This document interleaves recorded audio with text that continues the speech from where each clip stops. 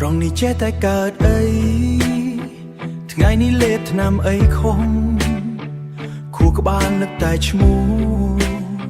មនុស្សដែលទើបស្គាល់គ្នាមានអារម្មណ៍ស្និទ្ធស្នាលហួសពីការពណ៌នាឬបែបនេះជាស្នេហាឬបែបនេះជាស្នេហាក៏មានអារម្មណ៍ខុសឆ្គងព្រោះបេះដូងមានម្ចាស់ហើយតែហាមិនបានឡើយបេះដូងប្រាប់ថាគេក៏ចូលចិត្តខ្ញុំអារម្មណ៍ស្នេហា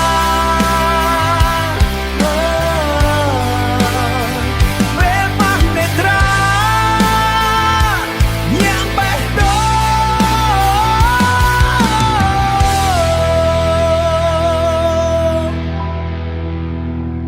ចិត្តចេះតែនឹកគេ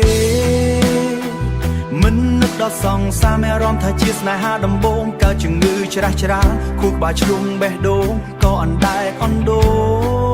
ង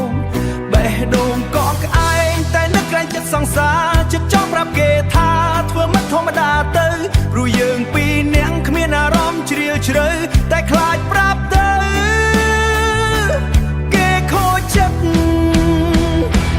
ចេះតែនឹកគេមិននឹកដល់សង្សារមានអារម្មណ៍ថាជាស្នេហាដំបូងកើតជំងឺច្រាស់ច្រាលខួរក្បាលជ្រុំបេះដូងក៏អណ្ដែតអណ្ដូងបេះដូងកង់ក្ដៅមិនចង់កុហកខ្លួនឯងតែនឹកក្រែងសង្សារចិត្តចង់ប្រាប់គេថាធ្វើមិនធម្មតាទៅគ្មានអារម្មណ៍ជ្រាលជ្រៅតែខ្លាចប្រាប់ទៅ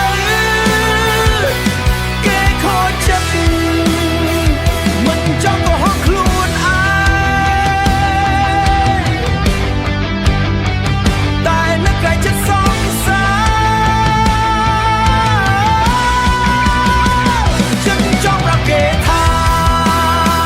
ធ្វើមិនប្រាប់គេថាធ្វើមិនធម្មតាទៅព្រោះយើងពីរនាក់គ្មានអារម្មណ៍ជ្រាលជ្រៅតែខ្លាចប្រាប់ទៅគេខូចចិត្តព្រោះយើងពីរគ្មានអារម្មណ៍ជ្រាលជ្រៅតែខ្លាចប្រាប់ទៅគេខូចចិត្ត